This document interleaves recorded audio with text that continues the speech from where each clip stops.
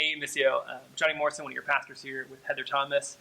And the reason that we're filming this video and sending this email, well, will become more clear as we work through it. But first, for this moment for all of us, has been difficult and strange and uncertain. Some of us are wrestling with totally new rhythms as we're at home and we are kind of like displaced from our normal life, trying to figure out how to at home teach or just do normal life at home. Some of us have lost jobs like my family has, or we're underemployed, or we're furloughed. Some of us are facing other kinds of economic uncertainty, or some of us are working more than ever as like frontline workers in grocery stores or healthcare workers or other kind of essential services. And in all of that, that leads us to feeling a sense of pressure, uncertainty, and disease. Now, as that is true of us, that is especially true of communities of color, who experience this pressure compounded upon additional pressures of historic, systemic racism in the United States. That's true at all levels, but even in Salt Lake, we have seen that to be specifically true. An article came out this week from the Trib detailing how communities of color in Utah are experiencing the brunt of COVID-19, in part because of historic and systemic racialized structures in Utah, and also because they tend to work frontline jobs in agriculture, in grocery stores, and in care, and therefore pay a significant cost, and yet are also significantly necessary to the workings of our city and society. And not only is it localized, but it's also national. It's racism. There's been an increase in hate crimes nationally in the United States, and that just reveals this historic racism that has been true, and predominantly and specifically in this moment to Asian and Asian American communities.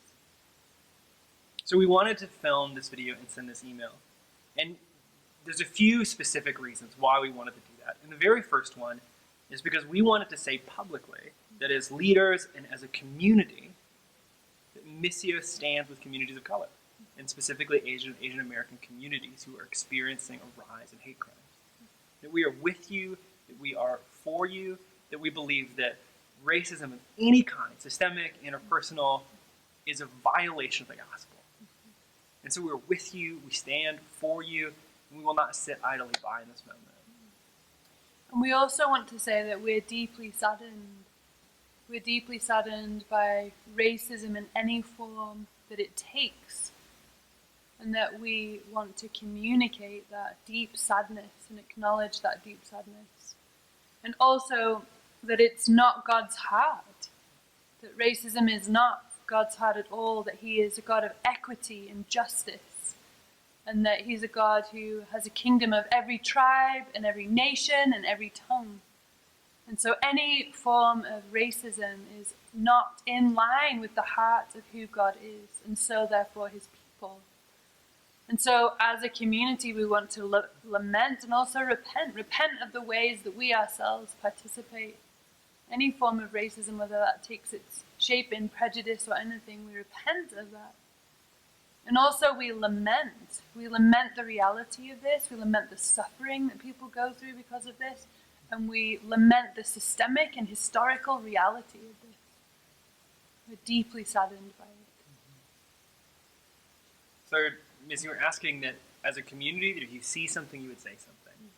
That if you see gestures, actions, systems of racism acting around you, that you would say something. Whether that's online, interpersonally, or even, as you call representatives, that you would say something and act in love and compassion. And we also want to say that we are committed to a larger and broader conversation about racism in 2020. That we're committed to that, and that COVID-19 reveals very specific ways and intentions that we can engage this together as a community.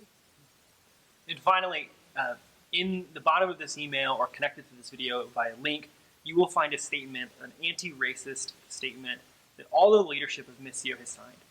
Now we're sending that not to force you to sign it, but to give it to you as a resource. Within the statement, you will find context and history specifically on racism against Asian and Asian American communities in the United States, dating back much further than this moment, to give you a revelation into what leads to these moments in the historic underwriting stories, narratives, and system.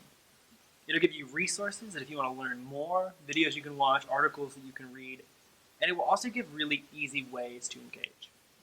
Church is being called into something, and we need to listen and submit to what it is that communities of color are calling us into.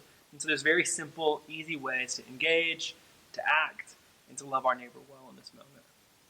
Because the weight of this calling out of injustice shouldn't land on people of colour. Mm-hmm. We should participate in also naming these things and their injustices. Mm-hmm. Thanks, Miss Hill.